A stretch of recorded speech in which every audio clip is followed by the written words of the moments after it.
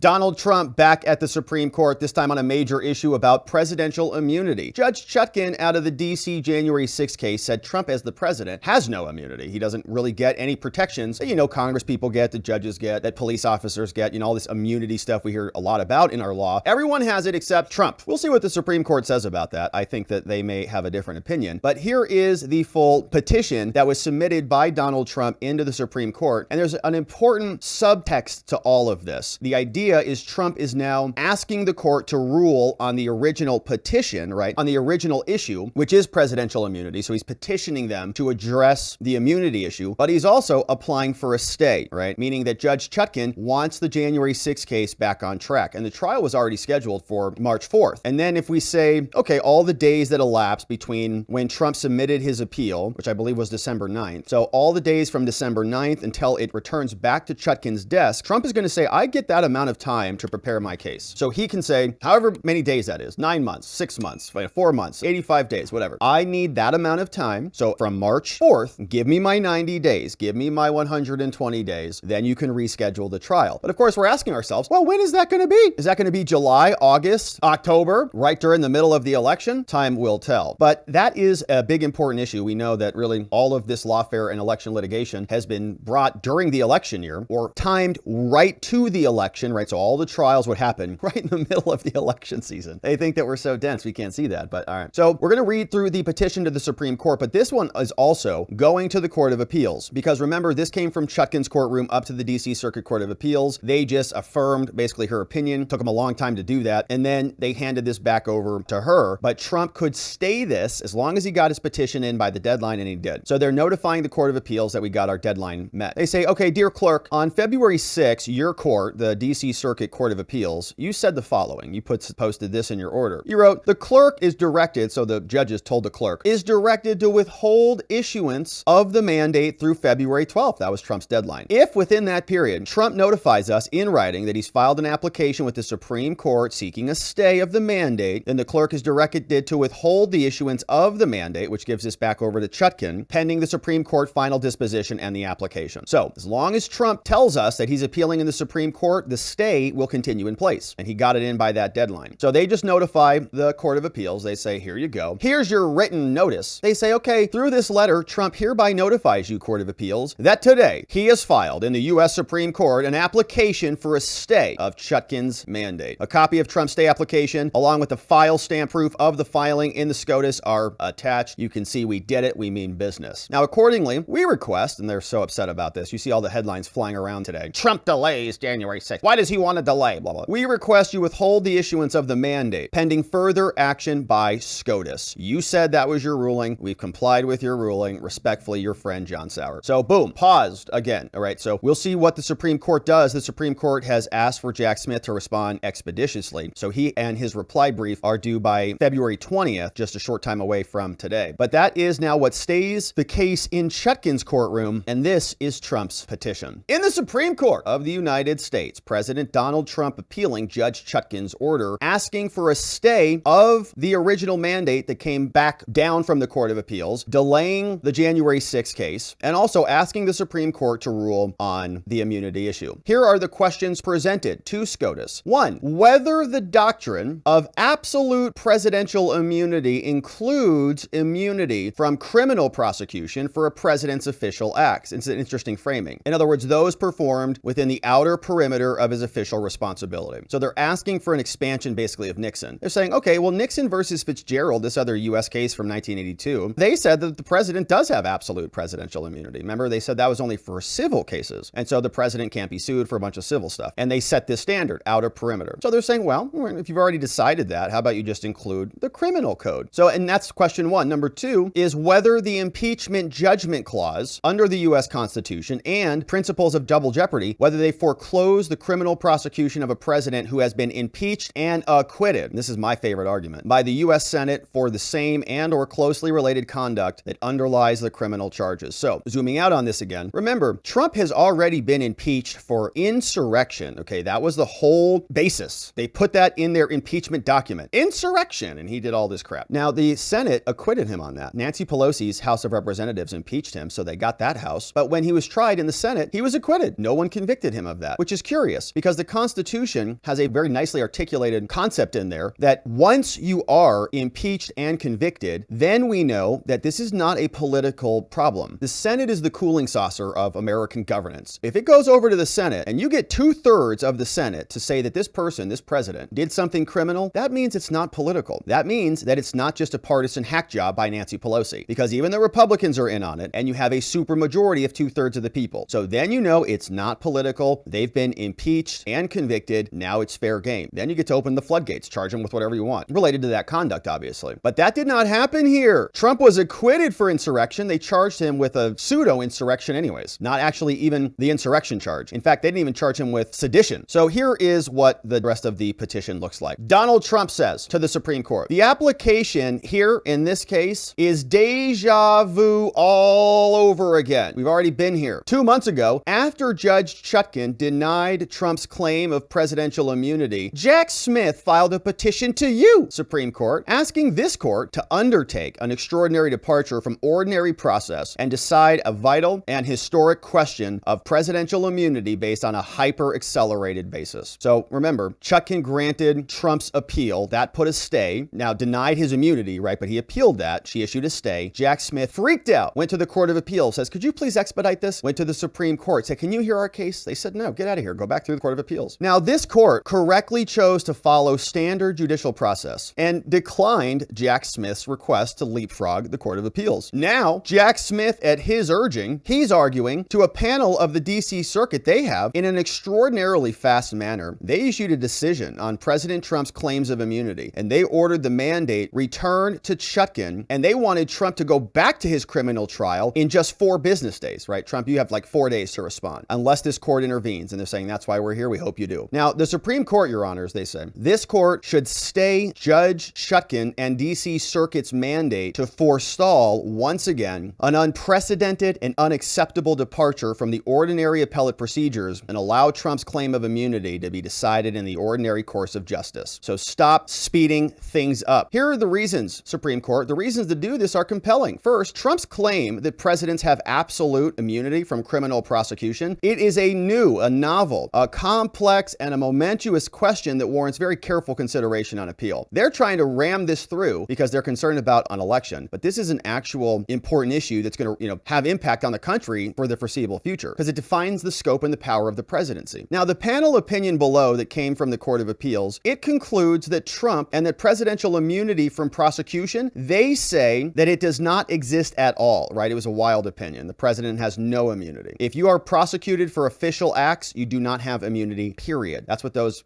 judges out of DC said. This is a stunning breach of precedent, they say, and it's a stunning breach of historical norms. In 234 years of American history, no president was ever prosecuted for his official acts. Ever. Not once. Do you think another president in American history may have done something that was questionable, borderline, in the outer perimeter of what's official conduct? Nor should they be. They say presidents must make the most sensitive and far-reaching decisions entrusted to any official under our constitutional system. Their decisions are the most politically controversial of any official, and they draw the most national attention and the political ire, making the president an easily identifiable target for politically motivated prosecutions. They say if the prosecution of a president is upheld, such prosecutions are going to recur. They're going to become increasingly common. They're going to usher in destructive cycles of recrimination. We're living through one right now, the first one. Criminal prosecution, with its greater stigma and even more severe penalties, it imposes a far greater personal vulnerability on the president than any civil penalty. Obvious, right? If they gave the president civil immunity, it seems like criminal might be the next. The threat, they say, of future criminal prosecution by a politically opposed administration will overshadow every future president and their official acts, especially their most controversial decisions. Now, the president's political opponents, they're going to seek to influence and control the other president's decisions via extortion or blackmail. There's going to be this looming threat, whether it's explicit or implicit, of an indictment in the future. If you do anything, then you could be indicted for acts that don't warrant any such prosecution. Now, this threat will hang like a millstone around every future president's neck, distorting a president's decision-making, undermining their independence, and clouding their ability to do their duties. Without immunity from criminal prosecution, the presidency as we know it is going to cease to exist because all you need is Fannie Willis to charge. That's all. Just a couple prosecute. Alvin Bragg can do it. You get Jack Smith, who's not even legally appointed, right? He comes and does it. And they time them all, 4 of them. they timed them all with an election, right? It was all orchestrated clearly. So, they can point to that. Let's see if they do. They say President Trump's application easily satisfies this court's traditional factors for granting a stay. So just allow this case to continue to be paused while all this is being addressed. And they also want, maybe they're going to have en banc review. So maybe they're going to take this back to the DC Court of Appeals for a full panel en banc review. Remember, it was just 3 judges who decided the last opinion. So here they want a big stay, right? For a long time. So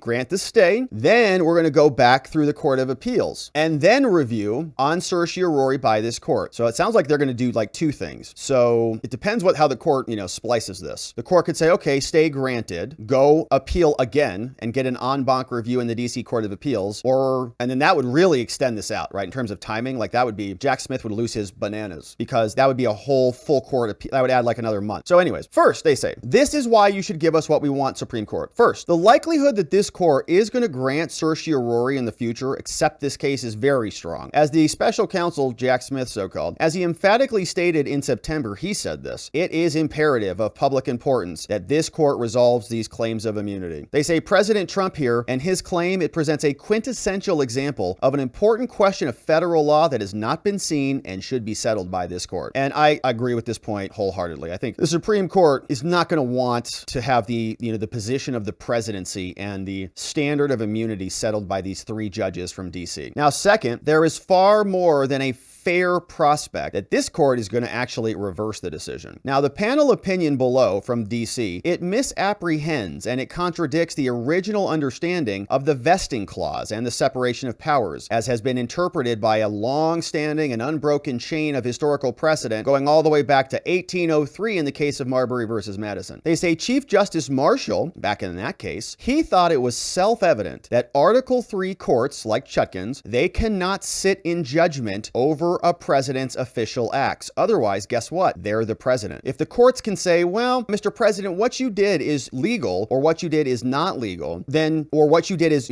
above board or not above board, then that is kind of the judge being the president. And the judge is not the president. They say it can never be examinable by the courts. Now, because the courts, right, and this is Justice Marshall speaking, now because the quote, the courts cannot examine the president's official acts, they cannot enter a criminal judgment against him, or they cannot imprison him on the basis of those official acts. But Chutkan and the Court of Appeals, their judgment seemingly authorizes Chutkan to conduct a criminal trial of Trump based on his official acts before this court even concludes and reviews this momentous question, thus subjecting the presidency to the most intrusive possible examination by the courts and inflicting one of the gravest wounds on the separation of powers in our nation's history. And this is what the Supreme Court cares about, okay? And I hear a lot of people, on the left, Judge Lunatic Ludwig and all these people who come out and they say that the court is going to, review Trump's case specifically, just like we heard in the oral arguments about Colorado. Remember that other guy who came in and kind of fell on his face in front of SCOTUS, which is an easy thing to do. It's the Supreme Court after all, we give him a lot of grace on that. But his arguments were just off. He was talking about Trump's case and about how he got due process in Sarah B. Wallace's courtroom. Okay, that's not what we care about. This is not a microcosm. This is going to set policy for the whole country, and every other president's going to have to live with that. And these judges, their opinion is going to be memorialized in the history books of American political jurisprudence until, well, we don't have a country anymore, which might be sooner rather than later, but you get the point. So they want their legacies in the Supreme Court to be much bigger than Trump. Now, third, Trump's team tells SCOTUS, now, absent a stay from this court, if you allow this trial to go back on, Trump is going to be irreparably injured. They say it's axiomatic that President Trump and his claims of immunity is an entitlement not to stand trial at all. Okay, immunity means you don't even get charged. What good is immunity against criminal conviction if you still have to go through the process? It is to literally avoid the burdens of litigation as this case is reviewed. Yet the DC Circuit's judgment appears, strangely, to authorize the district court to resume the criminal trial proceedings immediately. What? And they're going to allow Chutkan to conduct a criminal trial while his claim is pending before this court. So that's why we need to stay. Now, and there is a strong indication that the district court, Chutkan, is going to do this. She's going to take this case and run with it. Now, in addition, Trump is also the leading candidate for president in 2024, in case you didn't know. Joe Biden can't talk. Conducting a months-long criminal trial of Trump at the height of the election season, which is what they plan for, will radically disrupt Trump's ability to campaign against Joe, which appears to be the whole point of this entire persistent demand for expediting this case. Saying the D.C. Circuit's order, it thus, Court of Appeals, threatens to immediately and irreparable injury to Donald Trump's First Amendment rights as well as tens of millions of American voters who are entitled to hear Trump's campaign message as they decide how to cast their ballots in November. Now, this court, they say, should stay the Court of Appeals mandate pending resolution of this petition. We also request that you stay the underlying case while we resolve this and we petition for an en banc consideration in the Court of Appeals before filing, if necessary, his petition for certiorari in this court. So we've got a lot going on. So Trump really does want this to go back down to the Court of Appeals. I wasn't sure about that up earlier here, but he is confirming that. We're going to drag this thing out as long as possible, which of course is the right move because that's how a normal case goes, right? Getting a case like this, it's wild, right? When you say to the left, why did you guys wait until 2023 to file your charges knowing that the trials would all be scheduled in 2024? Why'd you do that? You say, well, it's a real serious case. This took a lot of work. We had to investigate a lot of things, Rob, and this took a lot of effort on our part. It's a serious charge and a serious blah, blah, blah, that garbage. You've heard of that. So then why doesn't Donald Trump get the same benefit? Okay, if it took them from January 7th until August of 2023 to indict him, then why doesn't Trump get that same amount of time to prepare his case? Why does he get like 9 months? Because it's rigged. That's why. So here is the statement. They say, all right, listen, President Trump, as we know, was indicted on August 1st. 4 counts, ridiculous charges, including 2 counts alleging violation of 1512C2 for his alleged conduct. Now, all the conduct that was alleged, it occurred between November 2020 and January 2021. Trump was impeached for much of the same conduct that was charged in this indictment. And guess what? He was acquitted back on February 13th, 2023. So there's no new conduct here, okay? All of the conduct alleged in the indictment happened between November and January. Then they tried him for this in the Senate, meaning there's no new conduct alleged in the trial in the Senate. And he was acquitted. So the indictment charges Trump with 5 types of conduct, okay? All of the 5 types of conduct in the indictment, those are all literal official acts of the president. They're charging him with crimes for that. They're arguing Trump should be immune. First, it says that Trump, using official channels of communications, made tweets. Wow. He made public statements about matters of federal concern. Is a president allowed to do that?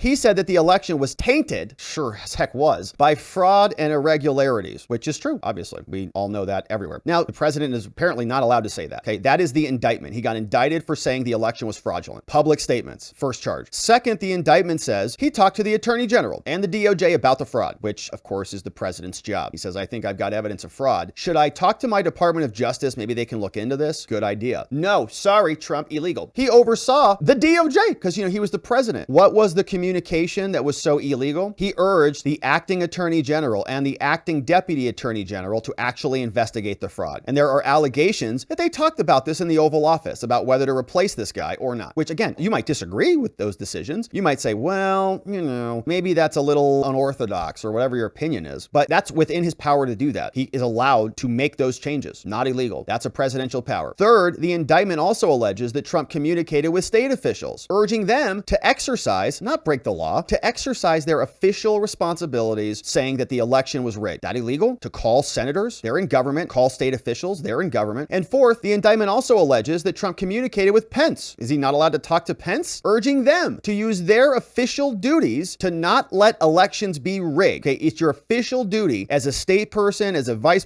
president, someone in a position of power to make sure that our election is not tainted by fraud and irregularities. You got to talk to those people. They charge that with a crime. And fifth, they said that they organized alternate slates of electors to ensure that they were doing their job, right? These alternate slates of electors were designed to validate the authorities that they said that Pence had. All of this, you might disagree that it's a smart thing to do. You might say, well, it's not my strategy. I wouldn't follow that approach, but it's within the outer bounds of the president's duties. He's allowed to do all of those things. Wasn't asking anybody to do anything illegal. And the indictment itself mentions that, right? It mentions the conduct that they just articulated. So they say, all right, well, based on all that, that's like presidential conduct. He's being charged with a crime for doing the things he's been elected to do. But they say, all right, so with that indictment here, Trump filed a motion to dismiss multiple grounds. As relevant here in this matter, Trump said the indictment must be dismissed because it's charging him for his official acts as president and thus barred by absolute immunity. It's his official acts. He can't be charged. They say the indictment also must be dismissed because he was acquitted in the Senate for the same conduct, and that's double jeopardy. Now, on December 7th, then then that's when Judge Chutkan ruled against him. Said, sorry, Trump, immunity denied. Now, they held that immunity, Chutkan said presidential immunity from criminal prosecution for official acts. Like, they're not even talking about non-official acts. They say it does not exist in any circumstance. I can't imagine that stands, honestly. It's crazy talk. It held a federal prosecutor may bring criminal charges against a former president based on conduct for which he was also acquitted during an impeachment proceeding, even though the impeachment judgment clause articulates differently. So the president is just fair game for any prosecution. Now, Chutkan, when she was in this, she did not assess whether Trump's actions fell within the outer perimeter of his official responsibility. She didn't care, or were official acts on any basis. She neglected that. Doesn't matter if it's official act or not. No immunity, period. Instead, she held that immunity from prosecution does not exist at all. Everyone else has it, right? Legislators have it, judges have it, police officers have it, but the president doesn't. Only he can be prosecuted. Now, for the same reason, Chutkan did not conduct fact-finding on this subject or give Trump an opportunity to even present any facts regarding the official nature of his conduct prior to a potential trial. Could have scheduled it for an evidentiary hearing. Didn't do that. Just denied. No immunity. Now, President Trump timely appealed to the Court of Appeals, and Judge Chutkan, after they had to fight her over this, she stayed the proceedings in the district court pending the outcome of the appeal. And remember, Jack Smith just kept filing motions. He's like, well, we're just going to keep this going. Like, we're going to have trial whenever we want it to. And Trump had to, give him the old backhand, proverbial. On December 11th, Jack Smith filed a petition to the Supreme Court. He said, please help us. We're going to lose our pre-election trial. And they filed a petition to expedite this. This court denied. However, Jack Smith was able to convince a D.C. Circuit Court of Appeals to hear this appeal on an extremely accelerated basis. They gave President Trump just 10 days to draft and file his opening brief, and only 3 days to file his reply brief, and they set the case for oral argument 1 week later on January 9th. Rapid fire. Boom, boom, boom. Because they got to hand this back over to Chutkan so she can get the trial back on track. In his brief to the D.C. Circuit, Trump said, if the court affirms this in any respect, we ask that the court stay the issuance of the mandate. But the special counsel said, no, we're not staying anything. They requested the court stay the mandate for 5 days because of the, quote, imperative public importance of a prompt resolution on this case. Now, on February 6th, the D.C. Circuit Court of Appeals panel, they issued a pathetic per curiam opinion because they're so weak they couldn't even put their names on it. Weak. Ruling against Trump's immunity claims. And they provided an analysis that overlooks and mischaracterizes many of Trump's major arguments. And we read through that here. If you missed that one, it was a wild opinion. They were logically inconsistent within their own document. It was crazy. They were actually even saying like,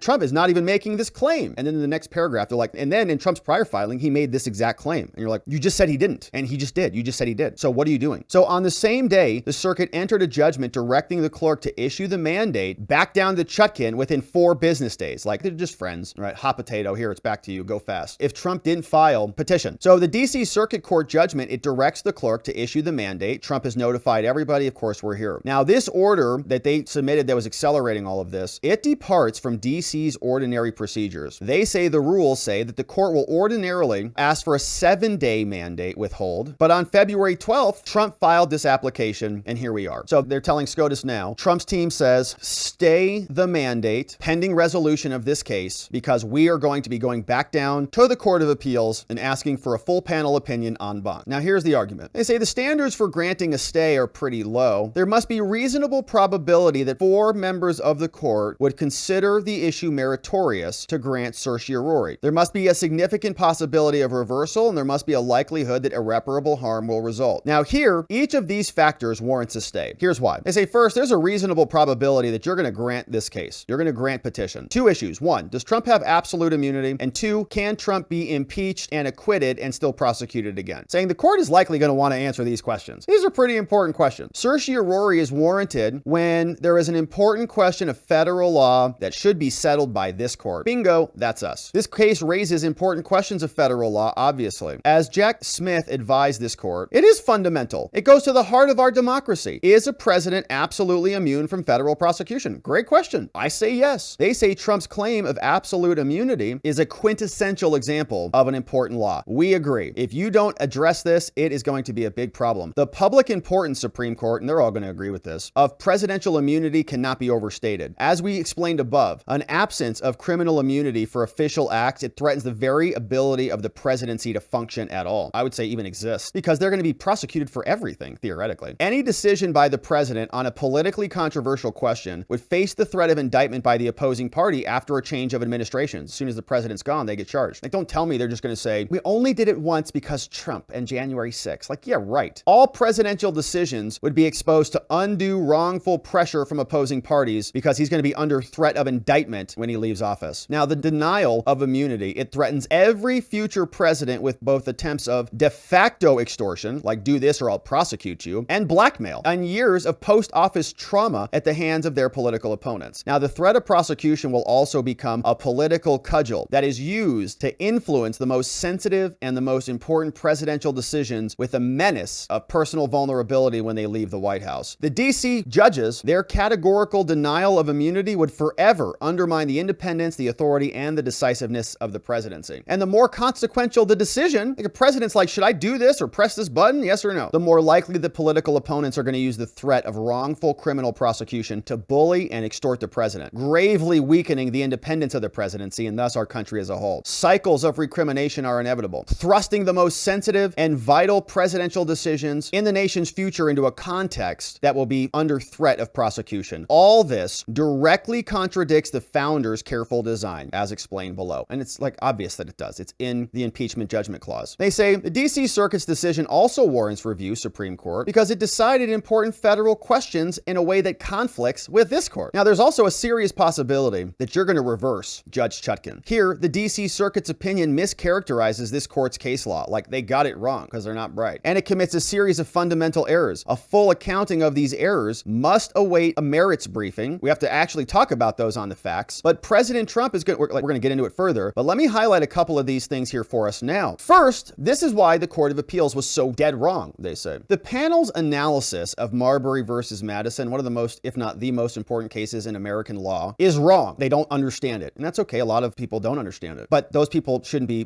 federal judges. But all right. The executive vesting clause. They say the executive vesting clause provides that the executive power shall be vested in a president of the United States of America, right? And then this is the person, right? The president. So when you start seeing them talk about like office of the presidency and all that, it doesn't say the executive power shall be vested in an office of the president. Do you see that word in there? No, you don't. It's not in there. And this is what we talk about when it is the so in other words, if NARA, right, says that, they're in control or something, it's like, no, that's not true. Unless you got a constitutional amendment, you can't subordinate the president's executive power to someone else. It's in the president, not the office of the president, the president. And when you try to do weird things with that, it's like dividing by zero. Now, for another branch to arrogate the executive power to itself, like if a judge has that or if a Congress has that, and dictate how the president must exercise that authority, that's a violation of separation of powers. It's not your power. It's the president's power. The Constitution says so. Now, as a direct corollary, the clause provides that the judicial branch can also not sit in judgment over the president's acts, and that any attempt to do so violates the separation of powers. Because if a judge can say, sorry, Mr. President, you should have done this, the judge is the president. If the National Archives can say, sorry, Mr. President, you have the right to opinion clause power, you have the right to your opinions in writing under the Constitution, but NARA and Congress said you have to declassify all this crap with a bunch of... No! Unless that was an amendment that modifies this, the answer is no, okay? It is the executive power of the president. Now, they keep trying to water that down, but it's not right. In Marbury versus Madison, Justice Marshall described this doctrine as foundational and self-evident. Now, by the Constitution of the United States, they said, the president is invested with certain important political powers, in the exercise of which he is to use his own discretion, and is accountable only to his country in his political character and to his own conscience. Okay, we elected the person. They're not governed by the judiciary or Congress. Now, when it comes to the president's official acts, they said, whatever opinion may be entertained of the manner in which the executive discretion may be used, still there exists and can exist no power to control that discretion. And this is a big deal. Like when they did this, like, wow, okay, the court is not gobbling up power for itself, right? This was like a deferential opinion and it really set the tone for the whole country. It was incredible. So wow, we can't, okay, this is what established judicial review. So nothing can be more perfectly clear than that, okay? The president's discretionary acts are only politically examinable. That's how the Constitution works. So questions which are, by the Constitution and laws, submitted to the executive can never be made in this court, okay? And therefore, the president's official acts, therefore, can never be examinable by the courts. We don't get to decide as a judge or as Congress what the presidency does. It's separation of powers 101. So consistent with this opinion, they say an unbroken tradition from from Marbury to the present holds that Article 3 courts lack the authority to judge a president's official acts. In 1833, this Justice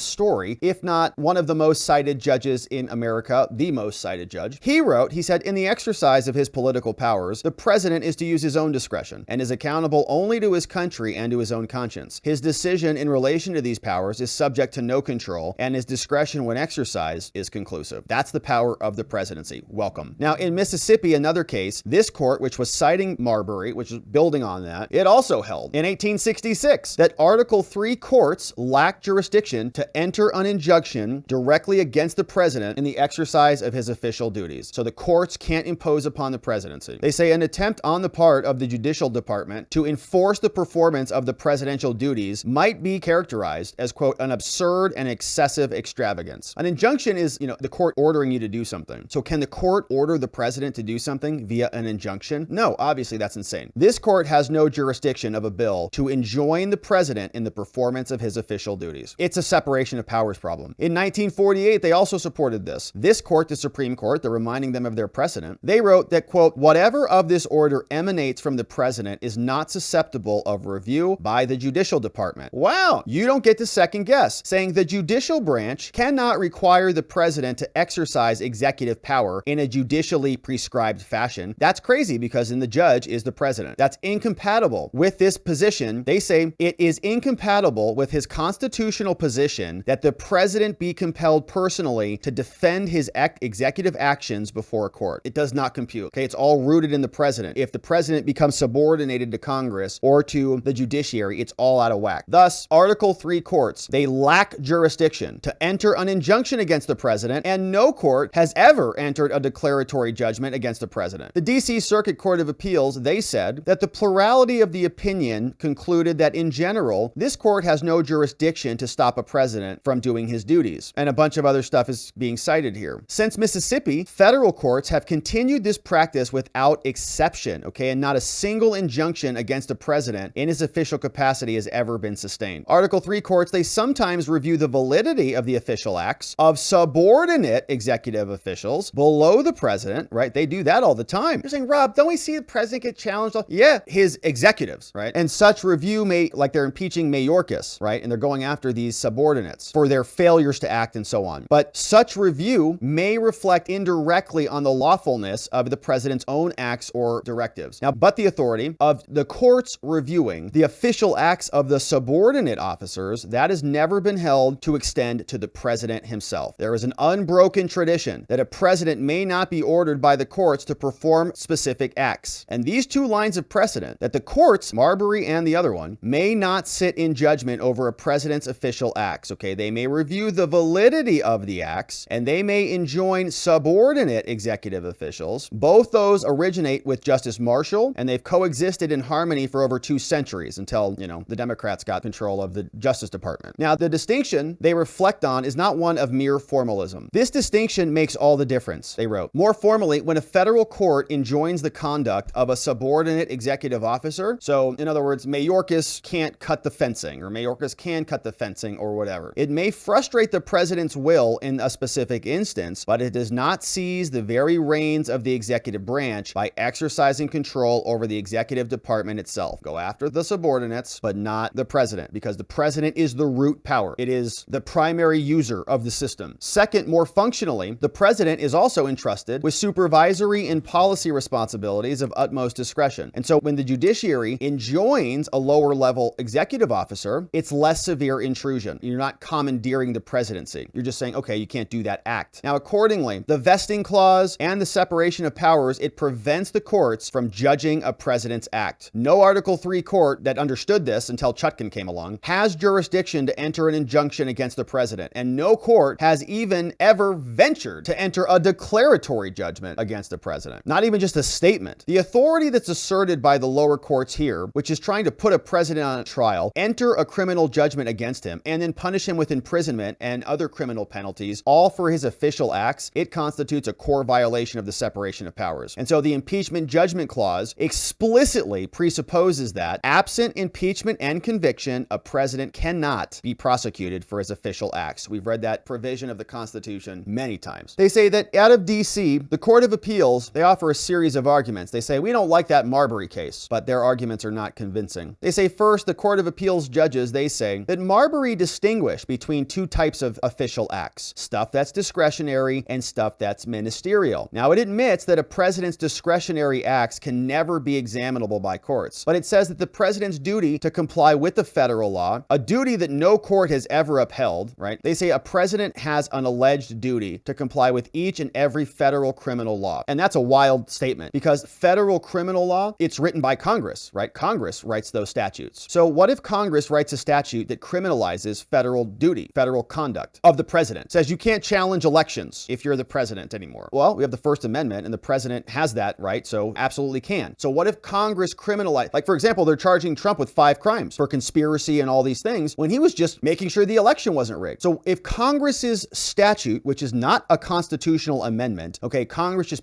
like Joe Biden, okay, was helping involved in, the 1990 crime bills and the 80 crime bills. That is not an amendment. So that can't undermine the presidential power. That's insane. So to say that a president, right, this is again, dividing by zero. If they tell us that Trump has to comply with the federal criminal law, we're asking ourselves, what if there's a conflict there? Now, the ministerial duty of a subordinate official that admits of no discretion. So the characterization from the Court of Appeals of a ministerial duty under Marbury as any duty that is, quote, legal in nature, you can't even square that with Marbury itself. It's like that's inconsistent with the case itself. What renders a duty ministerial is not whether it's legal in nature, but whether it admits of any discretion, which is why ministerial duties are distinguished from discretionary acts. A ministerial act is one, like the delivery of an already signed commission, where there is a precise course accurately marked out by the law, which is to be strictly pursued. A ministerial duty arises when the legislature directs an official peremptorily to perform certain acts. By contrast, so you're directing somebody to do something. By contrast, in any case in which the executive, the presidency, when it possesses a constitutional or legal discretion, the official act is not ministerial. Now, as the court held in another case, a ministerial duty is a simple and definite duty, which nothing is left to discretion at all. If there is any exercise of judgment involved, the duty is not ministerial. Now, even the panel opinion admits that a ministerial duty is one in which nothing is left to its discretion. Here, even a moment's reflection demonstrates that avoiding violations of federal criminal law involves the exercise of judgment and of executive discretion. A statute that imposes a ministerial duty is one that commands a specific affirmative course of conduct that admits of no discretion in its execution. Criminal statutes do not command specific affirmative courses of action. Rather, they prohibit, okay, so it's not commanding, it's prohibiting certain specified conduct, leaving those covered with a wide range of discretion in how to conduct themselves to not go up against breaking of the law. Now, given a prohibition in a criminal statute, a covered individual has an infinite array of options to avoid violating the law, thus rendering compliance discretionary within the meaning of Marbury. In fact, the government itself has contended that the emoluments clause is obviously not ministerial because it requires the exercise of your judgment. Now, the government also says that these statutes purport to impose duties on Trump as he exercises his official responsibilities overseeing the DOJ. He shouldn't have done what he did. That's what makes it ministerial. That's what makes it illegal. It's not discretionary, okay? Trump shouldn't have said those things. He shouldn't have done anything. So, and then all of that conduct, they say it's just like filling out a form. So here, Trump exercised his duties. He was talking, overseeing the DOJ, talking with cabinet people, talking with members of Congress, state officials. All of these things were about federal concerns. Also talking to the public through official government channels. Obviously, all of these are discretionary. All of those things are discretionary. It's not ministerial conduct for which the president possesses discretion on how to carry out those duties. Virtually all the president's official responsibilities involve exercising discretion, which is perhaps why the federal courts have never ever attempted to do this before. Now, second, the panel reasons that the cases following Marbury saying we can, right, this is what the Court of Appeals judges, we may review a president's actions when he's bound by law, including federal criminal statutes. But all the cases they cited to in the opinion, they do not involve the review of president's actions because this has never happened before, but a review of subordinate federal officials. They cited a bunch of cases don't even apply. As the opinion admits, this case reviewed the acts of a private ship captain, not the president. So like, thanks for that. This case cited the postmaster general, not the president. So who cares? And this one reviewed the Secretary of Commerce. Again, not the president. Who cares? Now, none of these cases provides any authority for why Article 3 courts are allowed to sit in judgment over a president's official acts. Those are subordinate people, not the president. And none of those cases contradicts the holding in Marbury that the president can never be examined examinable by the courts. So nice try, but it's not on point. In fact, the opinion from the Court of Appeals judges, right, they're blasting their opinion, it concedes. They say, they admitted, Marbury and its progeny exercised jurisdiction only over subordinate officers and not the president himself. Weird. They admit it. But the opinion then pivots in a dizzying non sequitur. They said, yeah, the writ in Marbury was brought against the Secretary of State. In Little, it was against a commander of a ship. And this one, it was the post general master, or this was a Secretary of Commerce. But then in a non sequitur, they just jump right into it. They say, well, the Supreme Court has unequivocally explained that no man in this country is so high that he is above the law, which is like the dumbest phrase ever. It's just a platitude. It doesn't even mean anything, right? And of course, we have the pardon power that the president has, which articulates that. Now, the DC Circuit's reliance on highly generalized maxim that no man is above the law, it fails to provide a plausible basis for disregarding Marbury, Mississippi, or any of those other cases. Those cases and the separation of powers that are reflected in the Constitution are part of the law that binds the courts. This court held in a prior case that the contention that recognizing absolute presidential immunity places the president above the law is rhetorically chilling and wholly unjustified. I mean, look, like he's technically above the law in some ways, like he has the pardon power. So if somebody goes through a criminal proceeding and they're convicted, the president can say, no, sorry, I'm above the law and now you are too. You're gone, right? It's all done. That's the pardon power. Now, you could also say, well, the president has immunity. That would make him above the law unless, okay, there's still a legal mechanism to withdraw that. So if the president does something that is illegal, he can be impeached and convicted. That's the end of the game. He can then be charged. So he's technically not above the law, right? There is recourse. Now, as the panel opinion overlooks, the remedy of impeachment demonstrates that the president remains accountable under this law for his misdeeds in office. There still is a mechanism. Okay, so stop with that no one's above the law crap. It's there. It's in the Constitution. This is especially true where the impeachment judgment clause specifically authorizes the criminal prosecution of a president. It says go get him, but only after there's a structural check that's been put in place. You check impeachment and conviction. You got both of those checked off, then you can prosecute. It is simply error to characterize as an official as above the law because a remedy is not available against them. Now, the Constitution and the executive vesting clause, it is literally the most fundamental law. It's the Constitution. It's the root, and it dictates that Article 3 courts lack the authority to sit in judgment over a president. Here, the federal judiciary has sorely overstepped its proper bounds. Now, the judges, they also note that the president does not enjoy absolute immunity from criminal subpoenas, but compelling the president to provide information in response to a criminal subpoena, much different than putting him on trial, entering judgment against him, and maybe putting him in prison. And so thus, the justice in Marbury, he wrote, the president's official acts can never be examinable by the courts. Now, they say below, President Trump argued that perhaps the most telling indication of a severe constitutional problem is a lack of historical precedent to support it. The unbroken tradition of not exercising the criminal prosecutions of a president despite ample opportunity to do this over centuries implies that power does not exist. That principle is neither new nor controversial. Our political history shows that President Trump has had, until now, has been the first in a line of a 234-year-long unbroken constitutional practice that tends to negate the power that is being asserted here. Now, the Court of Appeals overlooks this argument. It cites this other case, saying that the president is, quote, elected by the entire nation. It doesn't cite any other similar cases. It also declines to grapple with historical examples in the real world of former presidents accused of criminal behavior, none of whom in the 234 years ever faced prosecution despite a political opportunity to charge them. They say American history abounds with examples of presidents who were accused by political opponents of committing crimes for their official acts. Tons of people. John Quincy Adams with his corrupt bargain with Henry Clay, making him the Secretary of State. George Bush, false claims that Hussein had weapons of mass destruction. How'd that work out? Obama allegedly authorized drone strikes to kill U.S. citizens and his teenage son. There are many other examples. Reagan's involvement, apparently in Iran-Contra. Clinton, his last-minute pardon of a fugitive financier, Mark Rich. Clinton's repeated use of airstrikes in the Middle East in August as an attempt to distract from Monica Lewinsky. Biden's egregious mismanagement of border security. Biden's alleged material support for terrorism by funding the UNRWA, despite its documented history of supporting terrorism. All this stuff being footnoted down here below. From the earliest days in the Republic until today, America is littered with examples of allegedly, quote, criminal behavior by presidents. But no one was ever prosecuted until Trump. The panel, the court judges, they also ignore the long history of real-world examples in actual behavior that other people have viewed as egregious and criminal. The panel from the court, they fretted about lurid hypotheticals, right, that have never occurred in 234 years of history and almost certainly never will occur, and would virtually certainly result in an impeachment and a Senate conviction, right? Obviously. They came up with the dumbest hypo in law if they did occur. There's a hypothetical that Trump could order the assassination using SEAL Team 6. What if he orders them to murder Congress? Such hypotheticals provide fodder for histrionic media coverage way over the top, but they're a poor substitute for actual legal and historical analysis. Now, confronted with real-world hypotheticals, like when Obama killed American citizens, the special counsel conceded below that immunity from criminal prosecution for official acts, likely exists and would apply, directly contradicting the categorical holdings from the trial court Chutkan and the appellate panel in D.C. Yeah, I mean, like, this is crazy. Even the DOJ is not gonna,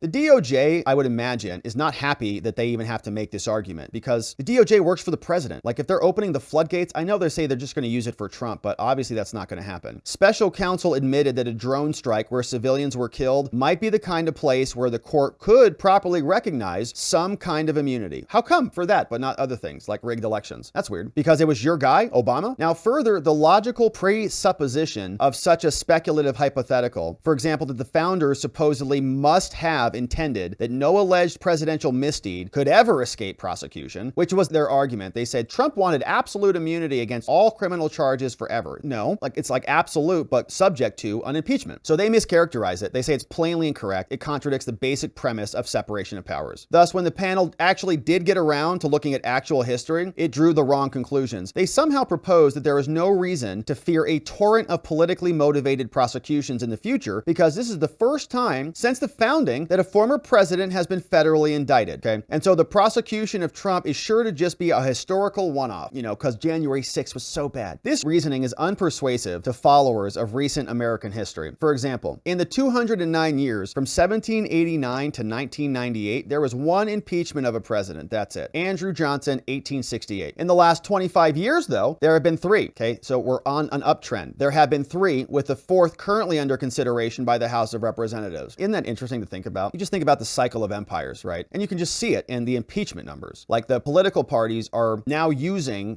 political blood sport to remove each other. And of course, they're indicting, people now, which is the subject of this claim. So presidential impeachment is changing from virtually unthinkable to a fixture of politics. Impeachment faces formidable structural checks. It must be voted by a majority and a supermajority in order to convict. Criminal prosecution, by contrast, all it requires is a single prosecutor with a compliant grand jury, and they just find those in the blue states. So for all these reasons, our history decisively favors granting federal presidential immunity. If you don't, it's going to chill presidential action. Now, the court emphasized that the president occupies a unique position in the Constitution. Because of the singular importance of the presidential duties, diversion of his energies to deal with lawsuits is a big problem. The president must make sensitive and important decisions, and we have to be cognizant of that. Now, all of that came when we were talking about civil immunity, but all that applies to criminal as well. In fact, the concerns are even enhanced when we talk about crimes. The president's personal vulnerability to criminal prosecution with its greater stigma provides even more of a risk. The panel opinion disagrees. They say it doesn't matter, but their analysis is unpersuasive. Here's why. First, the Court of Appeals in D.C. It begins by drawing a comparison between the president's unique responsibilities and the deliberations of ordinary citizens called to serve as federal jurors. Now, they say, we cannot presume that a president will be unduly cowed by the prospect of criminal liability any more than a juror would be influenced by the prospect of post-deliberation liability. They say that's a fun analogy, thanks, but it falls short. Though undoubtedly exercising an important function, a juror in a federal case does not occupy anything like, the presidency. A federal juror does not make the most sensitive and far-reaching decisions. They don't have sheer prominence in front of all these things, and so it's a bad analogy. Now, the per curiam opinion, again, they nudge that one. Nobody wants to own it. If your opinion was so good and so legally articulate and well-reasoned, put your name on it. It's not. That's why they didn't want to do it. They say it also says that executive staffers create an argument. They say, but no, Nixon addressed the potential deterrence from candid advice, and this is going to lead to a chilling threat and personal vulnerability if the president is liable. They also say that past presidents have understood themselves to be subject to criminal liability. This argument enormous significance of the structural check in the Constitution. The founders were steeped in classical history. They understood that politically motivated prosecutions had already corroded their governments in Athens and Rome. They were thus explicitly concerned about the destructive effect on the new republic. James Madison described the newfangled and artificial treasons which have been the great engines by which violent factions have usually wreaked their alternate malignity on each other. So they exercised care. They departed from British common law. They didn't want to treat the chief executive as absolutely immune in all circumstances, but they crafted and carefully balanced another approach. It authorizes the prosecution of a president, but only after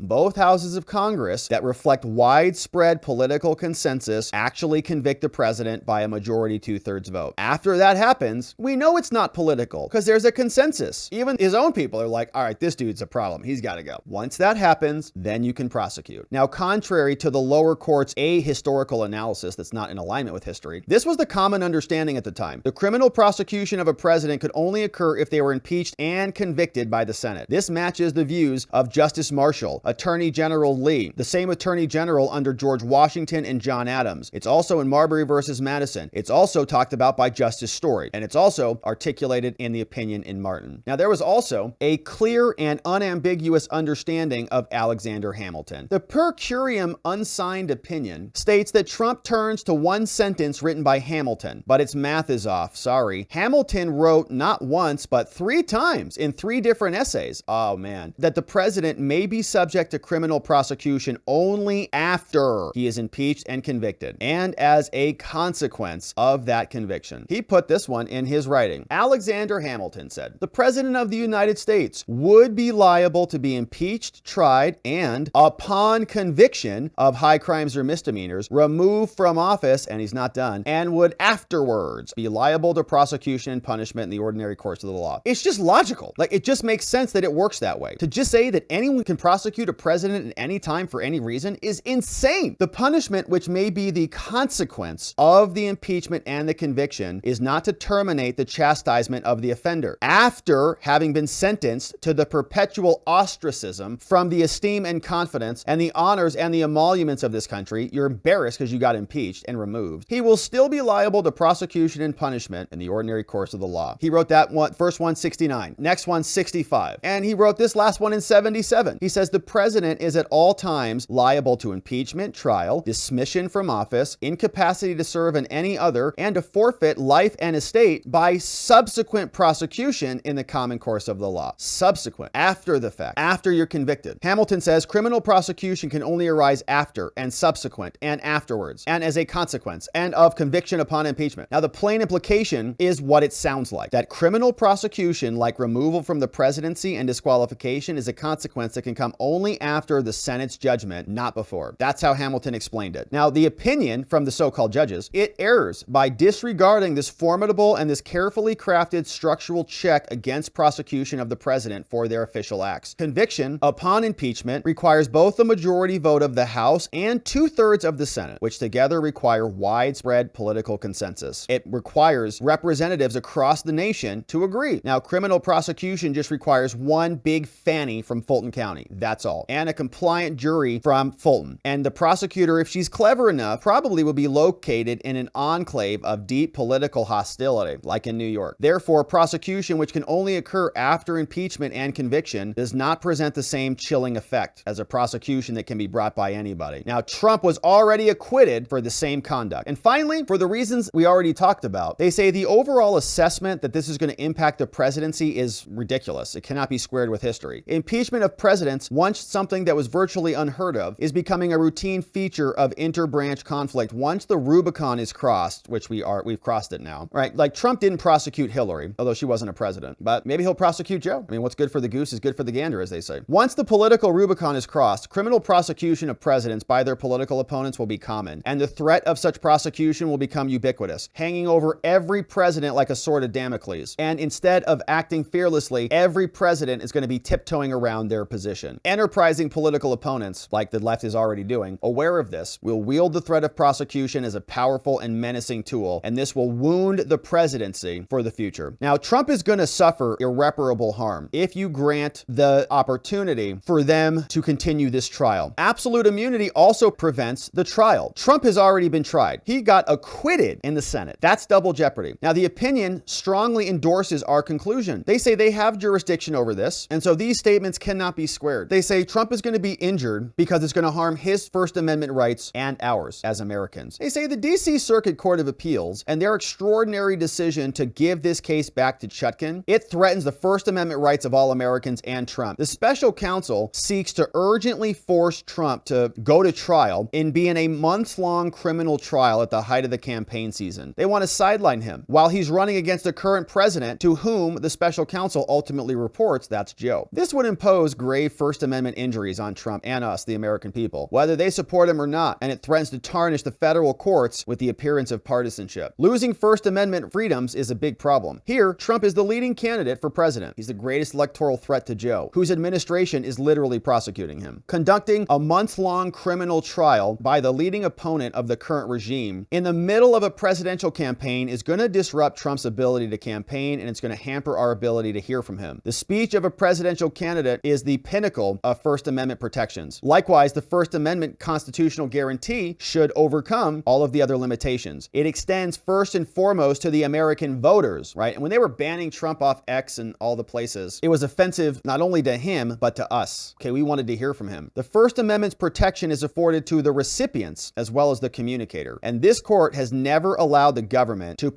be prohibited from communicating information to their voters. Permitting Biden to put its leading political opponent on trial in the middle of a campaign would do exactly that, stifling Trump's campaign speech for months on end, with the election date less than 9 months away. Now, since this is not a closed case, court, you need to accept this, but if it does not automatically accept it, follow the equities. Here, there was a 234-year tradition against prosecuting presidents. Now, all presidents can be blackmailed and extorted. Trump is going to undergo a criminal trial. They're trying to make him go through this before his immunity claim is even adjudicated. That's what they want to do. This violates his rights. Now, again, against these compelling interests, special counsel cited only one consideration about why we need to go so fast. Jack says, it's imperative. We have imperative public importance, and we need a prompt resolution of this case. All this they want to do while Trump is campaigning against Joe Biden, and that's who Jack Smith is working for. Now, in the Court of Appeals, as here, Jack never explains why. Why, Jack? Why is it so imperative that this case proceed to trial immediately? How come? The prospect of an interlocutory appeal of an immunity question might even, he says, this is common. We do this all the time. There's delay in all sorts of appeals. So why do you need this to go so quickly? Well, it's because of the trial. The special counsel confuses public interest with partisan interest. The public doesn't have an interest. You do. Their politicization of this trial goes against the best traditions of the DOJ. Even worse, they're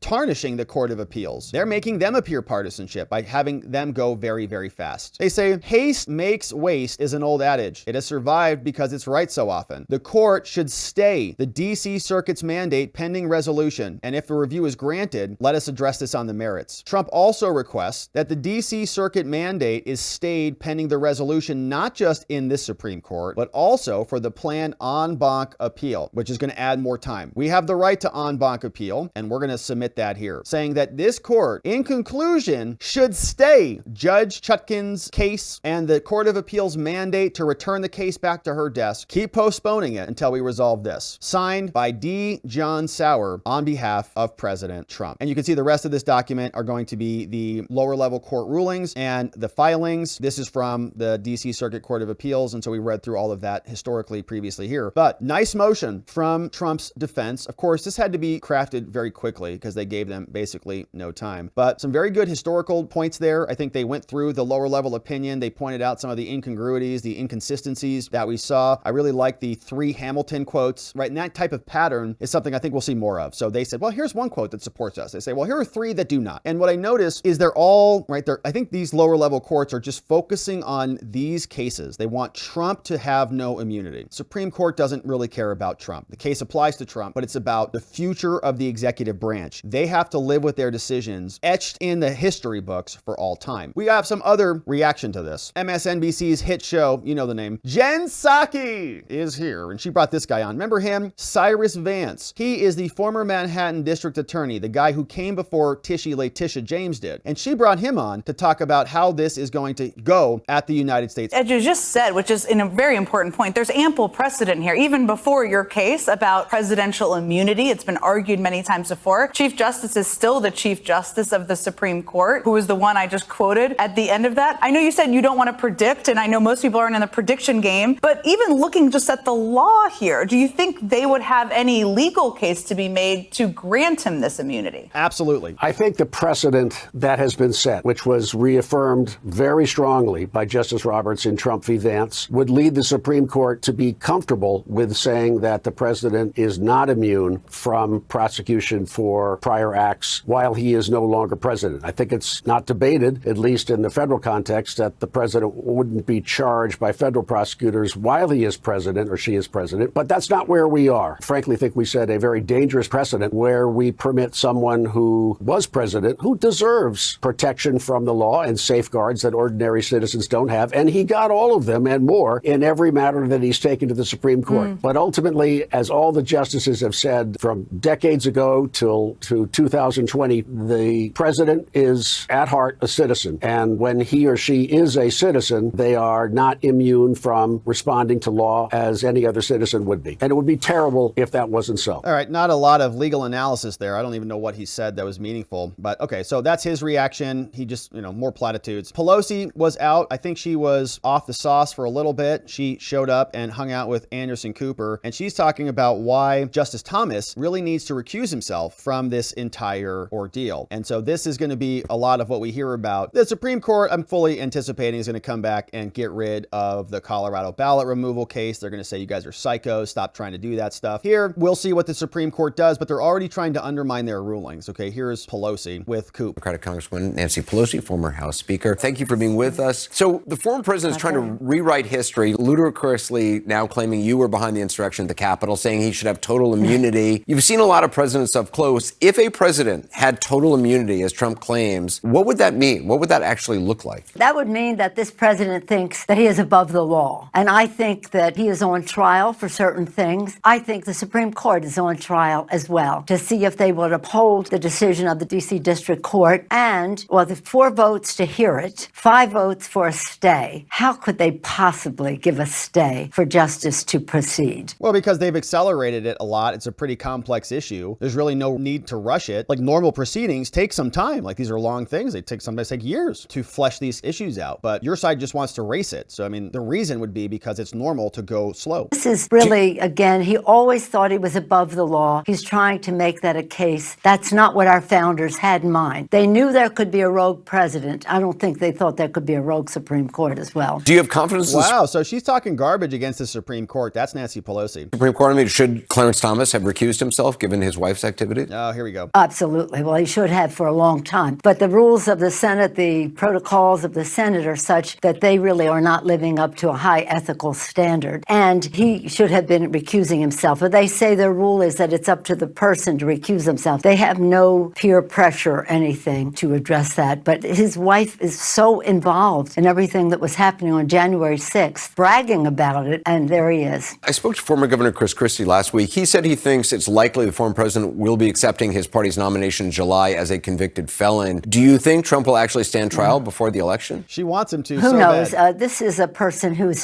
sanity is not on the level. Oh, gosh. Thinks he's above the law. You just said that 4 times already. National security risk. And just listen to his own words about encouraging Putin to invade countries that may not have paid what he thinks they should pay for NATO dues, and that we will not honor our responsibility to NATO Title V to protect them. Just as they joined in protecting us after 9/11, we would not honor our commitment to them. So we're dealing with somebody who's not on the level. Okay, she said that like 4 times. It's weird. It's almost like she doesn't even have anything to say other than the talking points. It's like, yeah, I'll just go on and do Cooper's show. Well, you're going to talk about some, Supreme Court litigation, and she just says no one's above the law, 5 times, and Trump is, like a psycho or something. So that's her analysis. Strange stuff. She's not far off. Her protege is Crazy Eyes Griswold, and she is now saying that if Trump is on the ballot, it is suppressive to the rest of, I think, the people in Colorado. So this is going to be the new line. Here's Crazy Eyes with her speech. States like Colorado believe that it is confusing and potentially suppressive to put a candidate on a ballot who cannot assume office. That's why, just like that non-natural born citizen, we kept Donald Trump off because he is disqualified from our perspective under the Constitution for being an oath-breaking insurrectionist. For being an oath-breaking insurrectionist. And watch this face right here. There it is, right? There it is. That's Crazy Eyes for you. Oh my gosh. Be careful out there. All right. So it would be suppressive. Okay. So remember, one of the arguments is that the ballot is, Trump is allowed to be on the ballot, but he cannot hold office, right? That was the distinction. They said, well, the law says he can't hold office. office. So he could run, win, and then Congress could remove the disability. Let's say that Jenna Griswold is right. She's not actually as crazy eyes as we think she is. She's right. Supreme Court comes back out, says 14th Amendment applies to him and he should be removed. Then the argument is that the holding office is different from running for office. So if they come back and find in her favor, obviously he's not going to be on the ballot. But if not, he could always run, win, and then be precluded from taking office, right?